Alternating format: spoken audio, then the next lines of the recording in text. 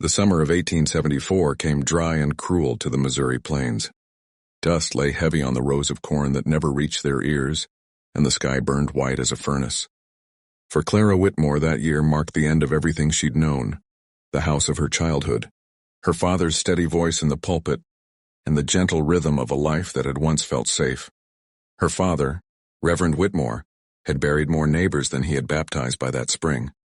Cholera and hunger took them quick, and when the Reverend himself fell sick, there was no doctor left to summon.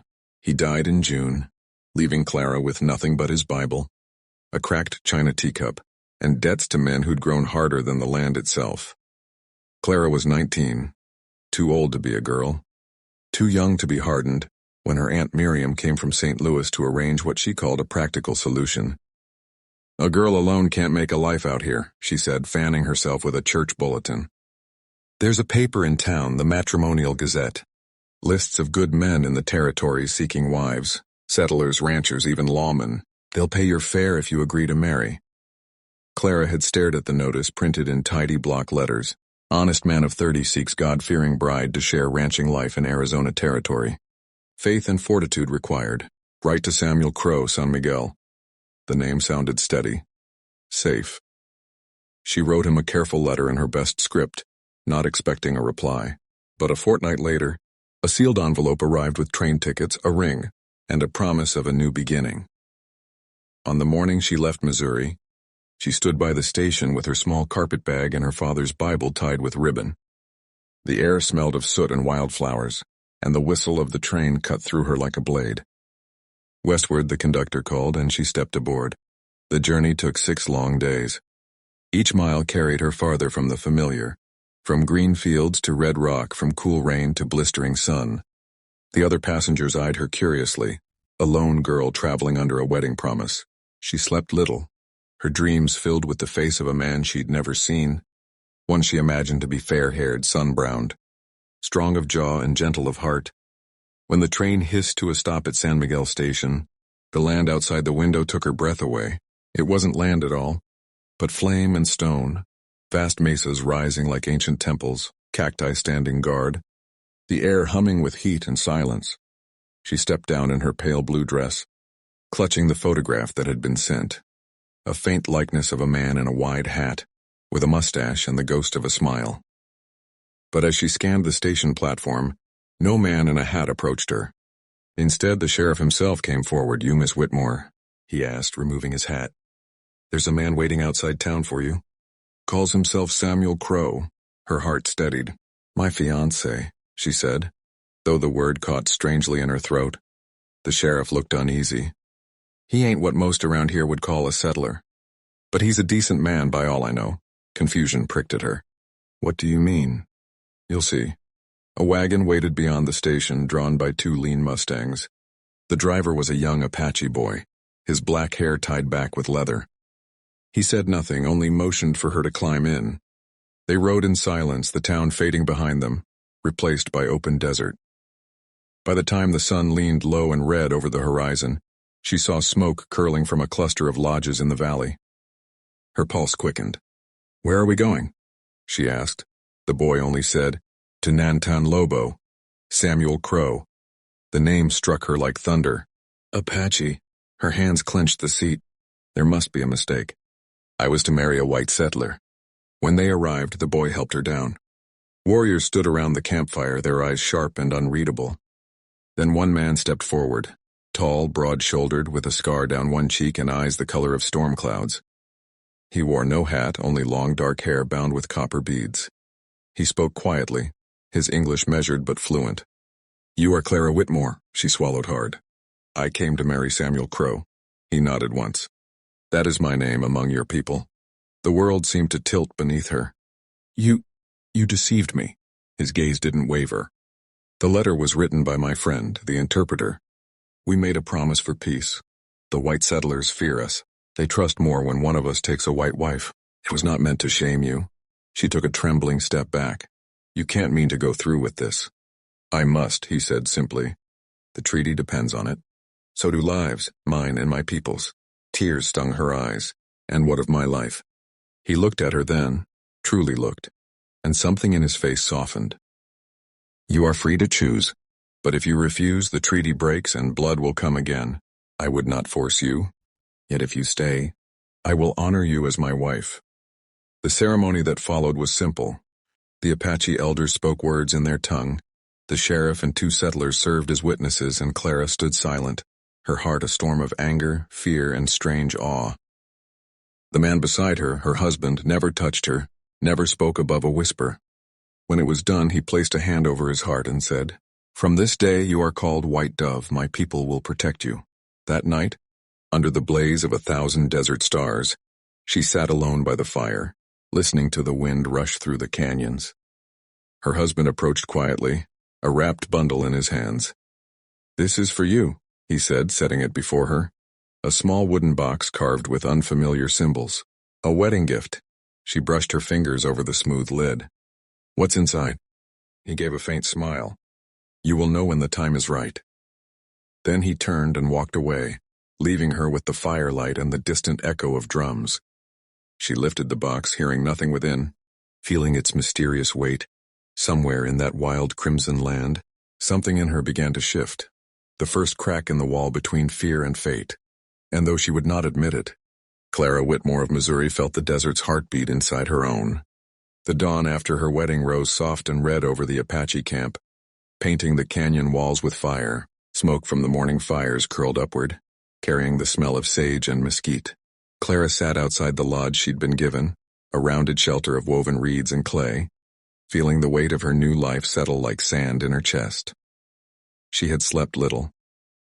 Every sound of the night had been strange. The cry of coyotes, the faraway chanting, the rhythm of drums that seemed to echo through the ground itself. When she finally opened her eyes at dawn, she was startled to find that her husband, Nantan Lobo, or Samuel Crow as the whites knew him, was gone. Only his blanket lay folded neatly beside hers, a quiet sign of courtesy. It wasn't what she expected from a man of war. When he returned, he carried a basin of cool water and a folded blanket embroidered with geometric symbols. "You should wash," he said in his calm, low voice. "The day will be hot." Clara hesitated before nodding, murmuring thanks. He set the basin down without looking directly at her, then straightened and spoke again. "You will meet my people today. Some will not like you. They do not trust easily, but if you walk with respect, they will see." "I don't belong here," she whispered, though part of her wondered if saying so would make any difference. He met her eyes, gray and unflinching. "Neither did my mother once," she frowned. "Your mother?" She was half white, he said quietly.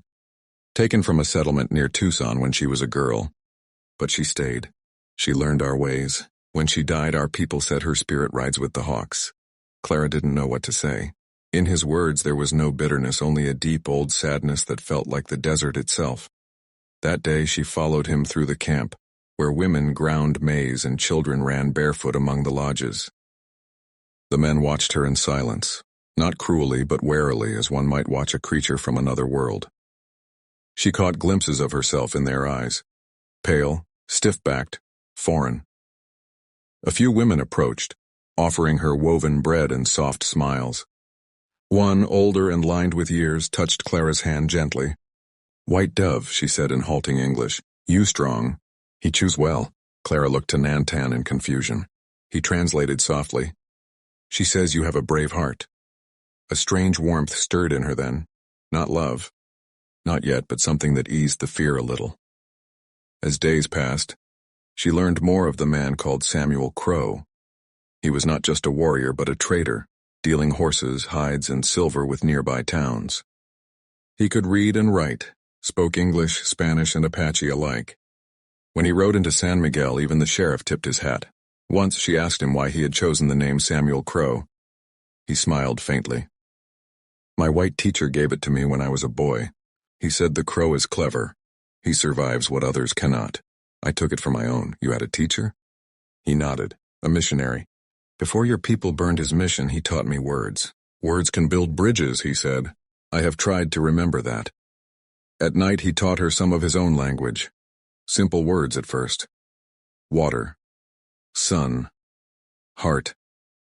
He laughed softly when she stumbled over the pronunciation, a sound that startled her for its warmth.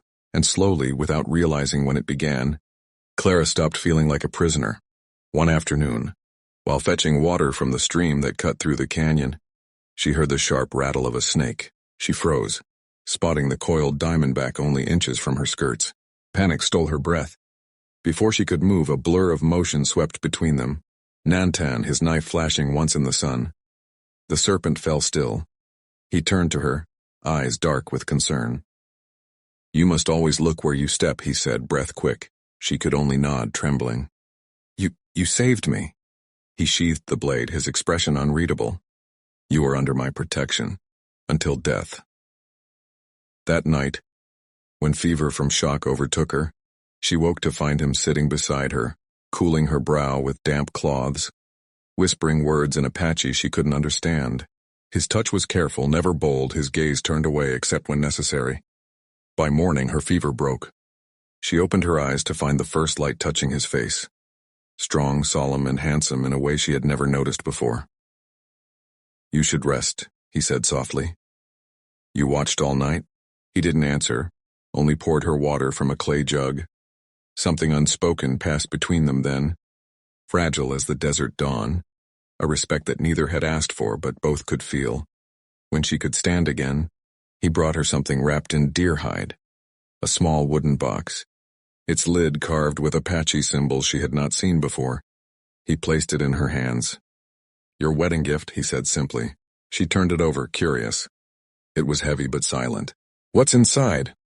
His lips curved in that quiet half-smile of his. "Something you will understand when the time is right. Do not open it until your heart knows." "Knows what?"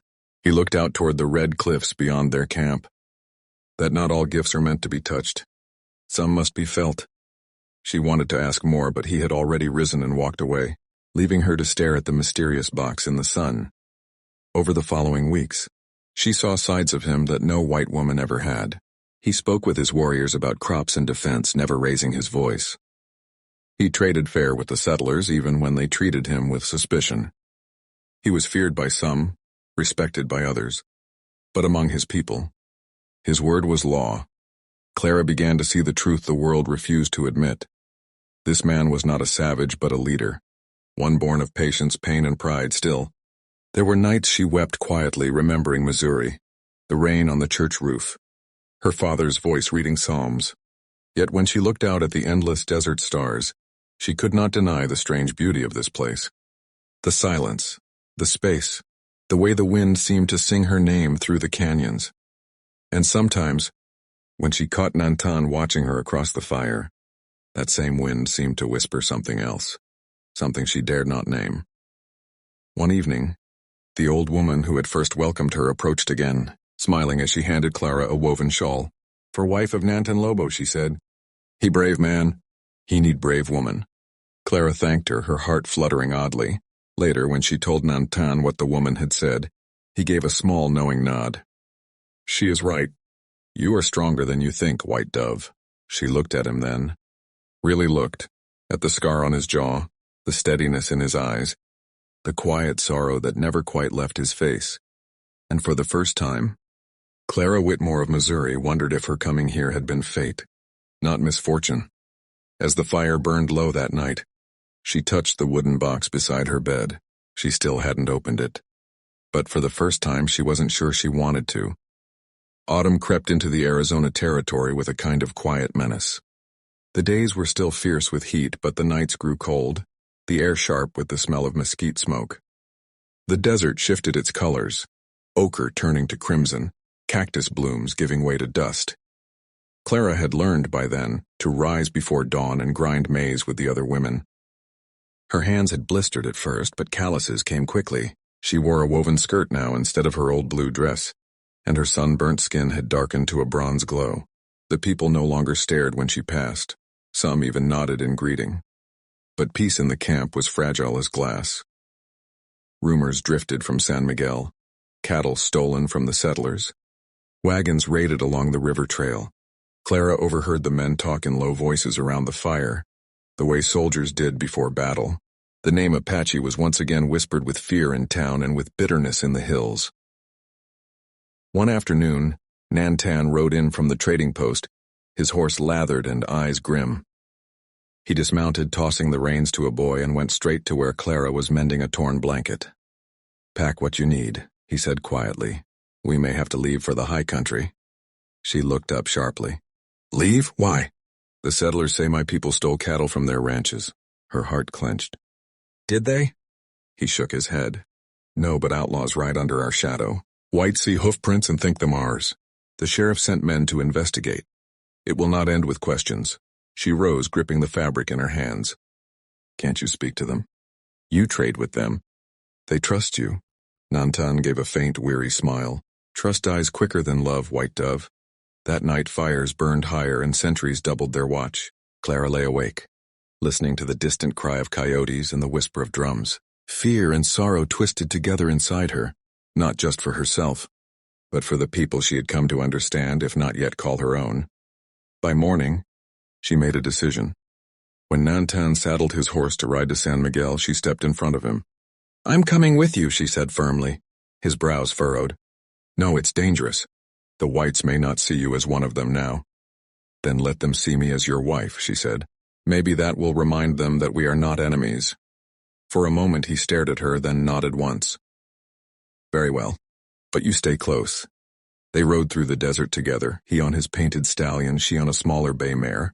The air shimmered with heat. From a distance, San Miguel looked peaceful, but as they drew closer, Clara saw men gathered by the saloon, rifles slung across their shoulders. The sheriff stepped forward, looking startled to see her. "Miss Whitmore," he began, then caught himself.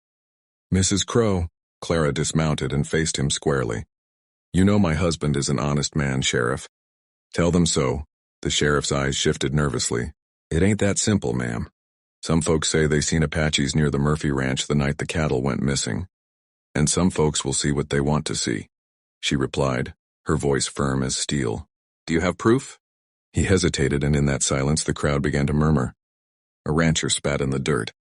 "Proof? We don't need it. You bring savages into our towns, you get blood?" Nantan's gaze didn't waver. "If you seek blood," he said quietly, "look to the men who profit from it." The tension snapped like a whip. The sheriff barked for calm, but the hatred in the air was thick. Clara felt it pressing against her chest, and the fear, the fury, the ignorance. She stepped forward, her heart pounding. "If you harm this man," she said, her voice ringing clear, "you'll answer to me. He is my husband, and I will stand with him." The words stunned everyone, even Nantan. A hush fell. After a long moment, the sheriff cleared his throat. "All right," he said roughly. "No one's hanging anyone today. But keep your people clear of town, Crow. Tensions are high." Nantan nodded once, and the two of them rode out.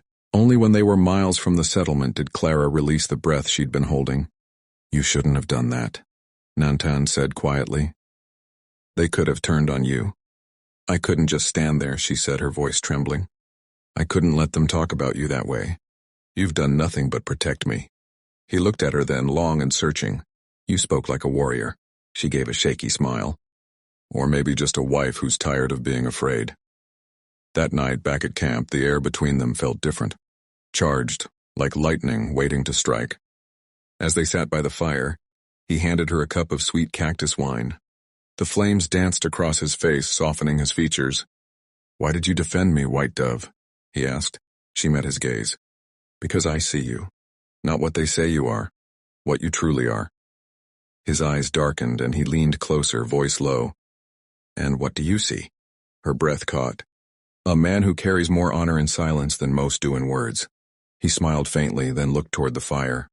"You are brave, Clara Whitmore. Too brave for this world, maybe." The silence that followed was thick with things neither dared to speak, and in that stillness she realized that the fear she once felt for him had turned to something far more dangerous. Trust. Days passed. Peace held, but barely. Then one moonless night, chaos came roaring back. Clara woke to the smell of smoke and the sound of shouting. The camp was burning, lodges aflame, horses screaming in terror. Gunshots cracked through the night. She stumbled out of her hut to see masked riders storming the camp, torches in hand. "Nantan," she screamed. He appeared through the smoke, firing his rifle with deadly precision. "Get back," he shouted. "Hide!" But before she could move, a blast threw her to the ground. The world spun, fire licking the edges of her vision. When she came to, the camp was chaos. Warriors fighting back with bows and rifles, women dragging children to safety. Nantan was surrounded. 3 outlaws bore down on him, one striking him across the head with a rifle butt. He fell dazed, blood streaking his temple. "Leave him," she cried, running forward, but a hand seized her arm. It was the old woman, the one who had called her brave. "No, White Dove," she said fiercely. "If you die, Hope dies too." The words burned. Clara looked once more toward Nantan, bound, being dragged toward the canyon, and made a choice that tore her soul in two. She ran. Through the smoke and the screams, she fled into the desert, clutching only one thing. The small wooden box he had given her. She didn't know where she was going, only that she couldn't let it fall into their hands. By dawn, she collapsed beneath a sandstone arch, her dress torn, her throat raw from dust. The horizon flamed with sunrise. She pulled the box from her satchel and held it to her chest, weeping. Inside that simple carving lay the last piece of him she had left. She pressed her forehead against it and whispered, "Please, God, don't let that be the end." And as the wind rose through the canyon, carrying with it the smell of smoke and blood, Clara Whitmore vowed she would not rest until she found her husband again, no matter how far she had to ride. The desert at dawn was a cruel kind of beautiful, quiet as death, vast as eternity. The sun rose over the jagged horizon like molten gold, spilling across the sand and stone, touching the world with fire. Clara Whitmore lay beneath a crooked mesquite tree, her face streaked with soot and tears, her heart pounding with one terrible truth. Nantan was gone. Captured, bound, dragged away by men who saw him not as a husband or a man, but a savage worth hanging. She sat up, her throat dry and burning. The wind carried faint echoes of hooves, distant, fading westward. They were taking him to San Miguel, she realized. The same town that had spat his name like poison, the same town she had defended him in. The sheriff might mean well, but those outlaws were no deputies. They were killers for hire, paid to finish what the settlers had started, and she was the only one who could stop them. Clara stood shakily, dust clinging to her torn skirt. Around her neck hung the silver crucifix her father had given her, tarnished now, but still shining faintly in the light. She pressed it once to her lips. "I won't lose him," she whispered to the wind. "Not like this." Her mare, frightened and scraped from the night's chaos, stood tethered nearby, still trembling. Clara soothed her with a trembling hand. "We're going to find him, girl. We're going to bring him home." She saddled. The horse, with what little strength she had left, tied the wooden box tightly to her satchel and turned toward the open desert. The ride was agony. The land stretched endless before her. Red mesas, dry riverbeds, scattered sage. Heat shimmered off the sand in waves that twisted the air like smoke. But Clara rode on, guided only by instinct and the tracks she could still faintly see. Hoofprints cutting across the wash. Each mile seemed to strip her of another piece of the girl she once was, the preacher's daughter from Missouri, the frightened bride who had stepped off the train in a blue dress. What remained was harder, leaner, and carved by the desert itself. By midday the sun was merciless. Her lips cracked, her throat burned, her body screamed for rest. She shaded her eyes and spotted movement in the distance, a column of black smoke rising beyond the canyon rim. Campfire, she thought, or worse. Cautiously she rode closer, the mare's hooves whispering over sand and stone. As she reached the crest of a ridge, she saw them. 5 riders gathered near a cluster of rocks, their horses tethered, rifles glinting in the sun, and tied to a post at the camp's edge and beaten, bloodied, but alive, was Nantan. Her heart nearly stopped. She slid from her horse and crouched behind a boulder, watching. The outlaws were drinking, laughing. One tossed a tin cup into the fire. Another paced near Nantan, jeering. "Filthy Apache," the man spat. "You thought you could outsmart us? We'll fetch a good price for your scalp." Nantan said nothing. His head hung low, blood streaking down one cheek. Yet even in defeat he held himself with the quiet dignity that had first unsettled her. Clara's hands shook. She had no weapon, only her courage and the wooden box still strapped to her side. She looked at it now, desperate. It had been his gift, sealed since their wedding night. Something in her heart whispered, now. With trembling fingers, she untied the cord and lifted the lid. Inside lay a folded piece of woven cloth, a sash of crimson and gold, and a letter written in both English and Apache. The paper was weathered, the writing precise and firm. Clara, if ever you open this, it means the path has tested your heart. You are free, free to leave me and return to your world, or free to stay and make this one your own. I will never bind you, not in body or spirit. This cloth is the mark of a wife among my people, but you may wear it only if you choose me, not from duty but from love. Nantan Lobo, Samuel Crow. Tears blurred the words. For so long she had thought the box a mystery meant to control her, when all along it had been the opposite. A vow of freedom, a gift of choice. Her breath shuddered out. You fool, she whispered, smiling through tears. You noble, impossible man. Something fierce and new ignited in her chest. Love, clear, bright, and burning as the desert sun. She tore a strip from her skirt, tied the crimson sash across her shoulders, and looked toward the camp. I'm coming, Nantan, she whispered. Then she mounted her horse and rode down into the canyon like a ghost from the sun. The first outlaw saw her too late. She charged through their camp, scattering their horses with a scream that made the desert echo. Her mare struck one man square in the chest, sending him sprawling. Clara snatched up his dropped rifle and fired, the report splitting the silence. Nantan's head jerked up. Clara! She galloped toward him, bullets whining past her ears. One outlaw lunged at her. She swung the rifle butt hard, sending him tumbling into the fire. Flames roared. Nantan, though half-conscious, managed to twist against his bindings. Cut me loose, he shouted. She slid from the saddle and slashed at the ropes with a knife she'd taken from the fallen man. The last outlaw raised his gun, but before he could fire, a war cry split the air. From the ridges above came the thunder of hooves. Nantan's brother, Tosa, led a small band of Apache riders down the slope, arrows whistling. The outlaws scattered, overwhelmed. In the chaos, Nantan pulled Clara behind a rock, shielding her with his body. Are you hurt? He asked, voice raw. She shook her head, tears streaking her dust-stained cheeks. No, but I'm all right. He looked at her then, seeing the crimson sash tied over her shoulder. His breath caught. You opened it. She nodded, voice trembling. I chose you, Nantan. I choose you still. For a moment everything fell away. The gunfire, the smoke, the world. There was only his gaze, fierce and full of wonder. When the fighting ended, Tosa dismounted and approached, blood on his arm, a grin splitting his face. You have brave woman, brother, he said in Apache. She rides like the storm. Nantan smiled faintly. Like the storm and the dawn. Clara leaned against him, her body finally giving way to exhaustion.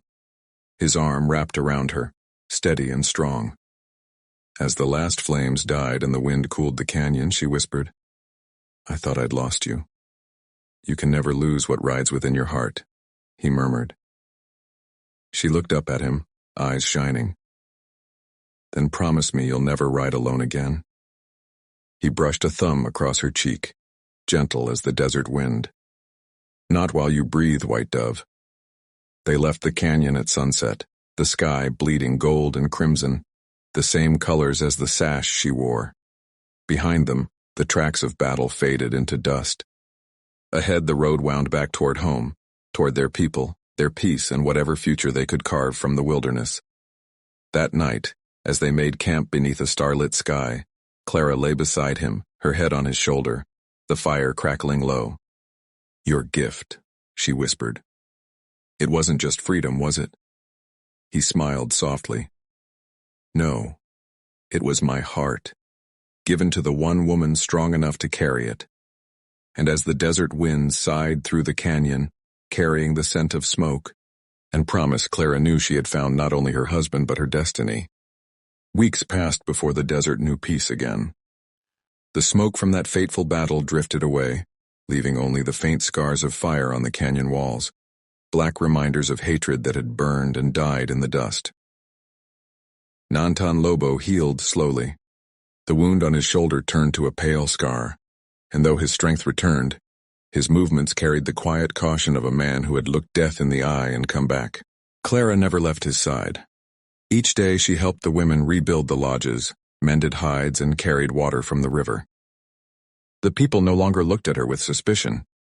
Children followed her now, laughing as she taught them English words, and the older women smiled when they saw her wearing the crimson and gold sash across her shoulder, the mark of a true Apache wife. Even Tosa, Nantan's brother who had once doubted her, bowed his head when he passed. The white dove has fire in her heart, he told the others. She rides beside the chief, not behind him. For the first time in her 19 years, Clara Whitmore felt she belonged somewhere, not as a guest, not as a stranger, but as part of something larger, older, and stronger than herself. A tribe bound by earth, by blood and by love. One evening, as twilight melted into the canyon, she found Nantan sitting near the edge of a cliff, gazing out over the desert plains. The wind tugged at his long hair and the fading light painted his face in shades of amber and bronze. "You should rest," she said softly. Stepping beside him, "I rest when the land does," he replied, his voice low. "There are still men who hate what they cannot understand." She sat beside him, her skirts brushing his leg. "Then let them see what love can build. Let them see that peace isn't weakness." He smiled faintly, eyes still on the horizon. "You speak like a chief's wife. And you," she said with a teasing glint, "speak like a man who forgets he has one." He laughed, a quiet rumbling sound she had come to love. "Perhaps I do."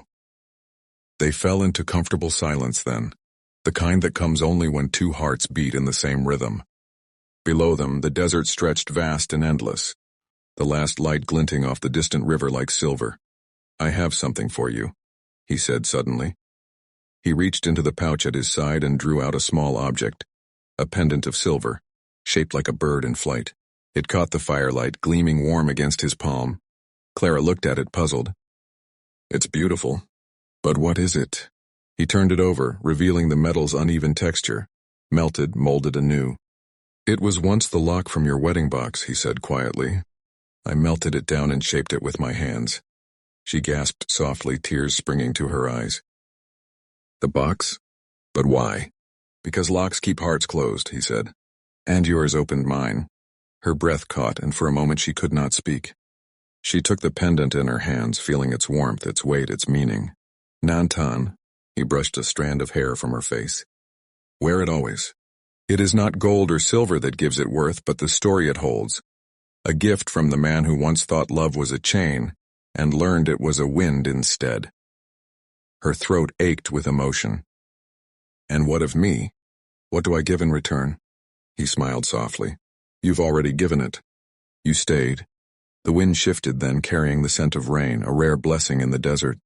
Far off, thunder rolled like the drumbeat of the earth itself. Clara rose and looked toward the horizon where clouds gathered in dark folds. "Rain," she whispered. "It's coming."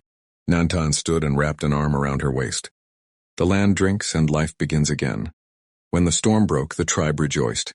Men lifted their faces to the sky, women sang. Children danced barefoot in the red mud. Clara laughed among them, the rain soaking her hair, her skirt, her skin. She felt alive. More alive than she had ever been in Missouri. More than she had ever been in the narrow pews of her father's church. And in that laughter, in that storm, she understood what her marriage truly was. Not a contract of survival, but a covenant written by the wind, sealed by the rain. The months that followed brought change beyond the canyon. Word of the Apache woman, the white bride who had defended her husband in front of an armed crowd, spread through the towns. The story softened hearts little by little. When spring came, the sheriff of San Miguel rode to the camp with a small escort. He dismounted and approached Nantan with an awkward bow. "Crow," he said, "we've drawn up new trade terms with the ranchers. I reckon it's time we ended this fightin' for good. You'll have safe passage to town, and fair pay for your horses." Nantan studied the man, then offered his hand. "And your people will have safe passage here. No blood for blood." The sheriff nodded, then turned to Clara. You done more than you know, ma'am. Never thought I'd see peace like this in my time. Clara smiled. Peace isn't given, Sheriff. It's built. That night a celebration was held. Fires blazed across the valley. Drums echoed against the cliffs and laughter rose into the star-strewn sky. Whites and Apaches sat side by side, breaking bread, trading stories, watching the same flames dance between them. Clara wore the silver bird around her neck, gleaming against her sun-kissed skin. When Nantan took her hand and led her before the gathered people, silence fell. He raised his voice so all could hear. Once I took a wife for peace. I thought duty was stronger than love. But this woman taught me otherwise. She gave her heart not to a name, not to a people, but to the truth between two souls. He turned to her then, eyes shining in the firelight. Clara Whitmore of Missouri, white dove who rides with fire. Will you stand with me again, not as a bride of treaty, but as a wife of choice? Her heart swelled, tears glimmering. I will. He smiled, that quiet storm-gray smile she had first seen at the train station so long ago. Then he placed the pendant against her chest, his thumb brushing her heartbeat. Then let all who hear the wind know, he said. Our hearts are one. Cheers rose around them, the voices of two worlds mingling into one song, a sound that carried far beyond the camp, beyond the canyons, into the very soul of the desert. Later, when the fires burned low and the stars hung heavy above, Clara and Nantan walked together to the edge of the cliff where it had all begun. The night air was cool, scented with rain and smoke. Do you ever regret it? She asked softly. That letter you sent? The one that brought me here? He smiled faintly. Only that I did not send it sooner. She leaned into him, resting her head on his shoulder. Then we both found what we were meant to. Below them the desert stretched silent and infinite, not a place of death but of rebirth. And as the wind stirred the sand into whispering shapes, Clara Whitmore knew the truth she would carry for the rest of her days. She had not been forced into a marriage. She had been led to a destiny, one written in the language of the land, sealed with the rain and crowned by a gift of the heart that left everyone who heard their story utterly speechless.